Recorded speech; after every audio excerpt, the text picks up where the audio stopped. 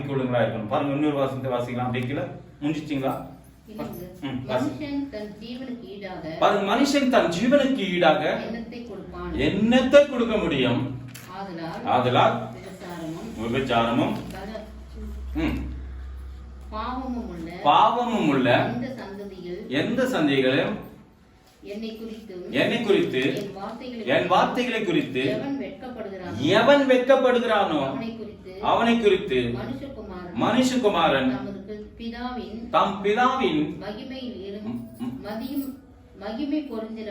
மகிமை பொருந்தினவரா பரிசுத்த தூதர்களோடு கூட வரும்போது வெட்கப்படுவார்கள். ஒருவேளை நீ தேவனை நீ ஏற்றுக்கொண்டு நீ ஒருவேளை மறுதலுக்குனா இருந்தா நம்மை தேவன் என்ன பண்ண போறாருங்களா? அவர் வரும்போது நம்மளே கூட தேவன் என்ன உன்னை நான் அறிய மாட்டேப்பா அப்படின்னு சொல்லுவார். அப்போ தேவனே அறிஞ்சுக்கோ, தேவன் என்ன பண்றாருங்க? அவரோடு கூட மகிமையில சேர்க்க அவர் நல்லவராக இருக்கிறார். காரணம் நம்ம எல்லாரும் அவரை தெரிஞ்சுக்கின்னு இருக்கிறோம். நம்ம எல்லாம் அவருடைய பிள்ளைகள்.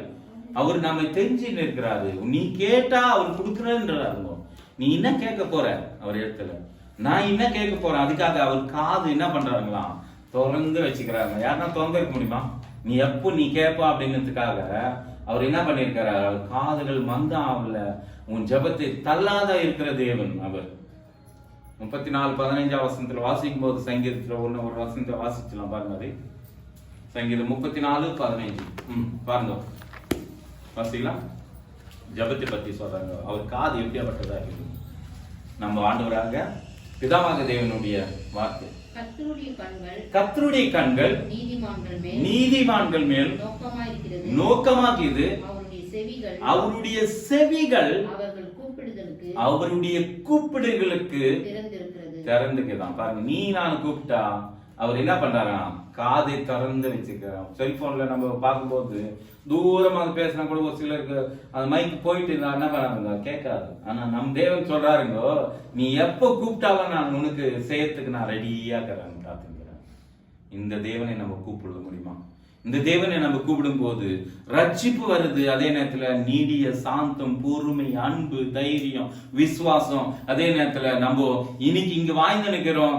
நம்ம எனக்கு என்ன தைரியம் இருக்குதுன்னா, நான் இங்க மறிச்சாலும் ஒரு நாள் என்ன பண்ண போறேன்? கிறிஸ்துக்குள்ள நான் எழும்புவேன் என்ற அந்த நம்பிக்கை வேற எந்த மதத்திலுமே இல்லாதது இந்த தேவன் கொடுக்கிறதான வார்த்தை. அதுதான் நான் சொன்னேன். நான் இருக்கிற வண்ணமாவே இருக்கிறேன்.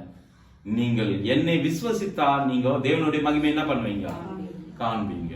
அப்போ அவரை நம்பும் போது, அவரை அவரு நம்ம வாழ்க்கையில வேணும்னு நம்ம நம்பும் போது அவர் என்ன பண்றாருன்னா நம்மோடு கூட வந்து ஒருவன் என்னோடு கூட என்ன பண்ண வெளிப்பத்தில் 3 வாசிங்க பாருங்க.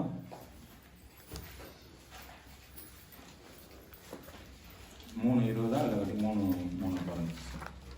ஒருவன்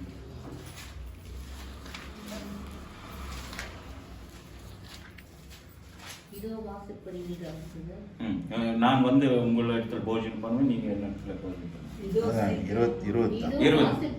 3:20 சிஸ்டர். இதோ வாசற்படியில் இருந்து தட்டுகிறேன். ஒருவன் என் சத்தத்தை கேட்டால் கதவை திறந்தால் அவனிடத்தில் நான் பிரவேசித்து அவனோட போஜனம் பண்ணுவேன், அவனும் என்னோடு கூட போஜனம் பண்ணுவோம். பாத்தீங்களா? அவருக்கு சத்தத்தை நம்ம கேட்கும் போது எலிசா கூட பாத்தீங்க, இதோ கர்த்தருடைய சத்தத்தை கேளுங்கள் என்று சொன்னார். அப்போ அவருடைய சத்தத்துக்கு நம்ம கேட்கணும்.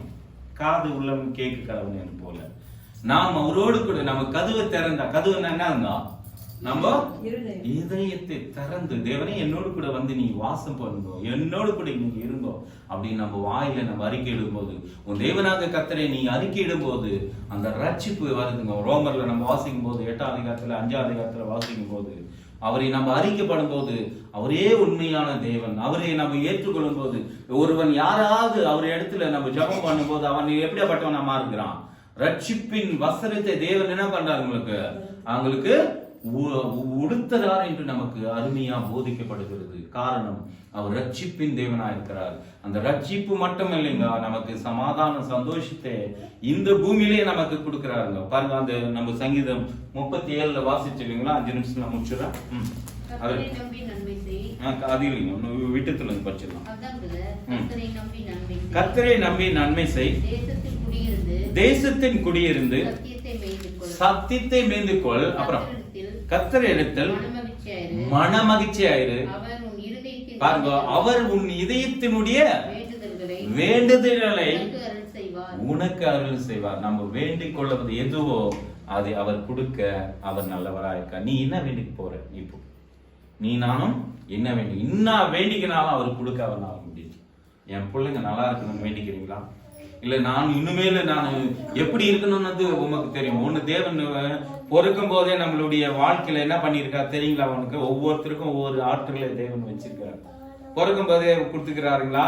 இல்ல பிறந்த வரைக்கும் அவனுடைய வயசு ஆக போகுது யார் டிசைட் பண்ண தெரியுங்களா? நீங்க டிசைட் பண்ண வேண்டியதா இருக்குது. காரணம், நம்ம இன்னும் ஆகணும்ன்றது நம்ம முடிவு எடுக்கும் போது தான் நம்ம வாழ்க்கை மாறுது.